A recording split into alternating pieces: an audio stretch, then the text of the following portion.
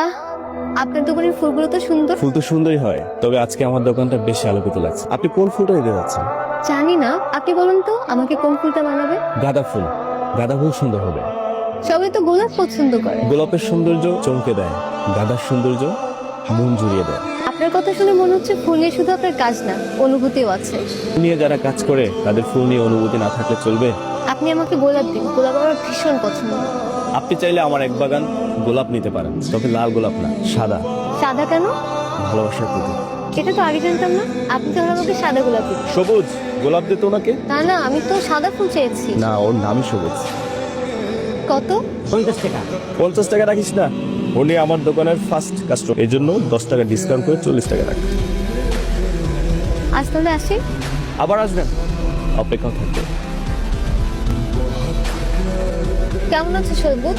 এই তো আপা ভালো আছি, তবে আপনার দেখে এখন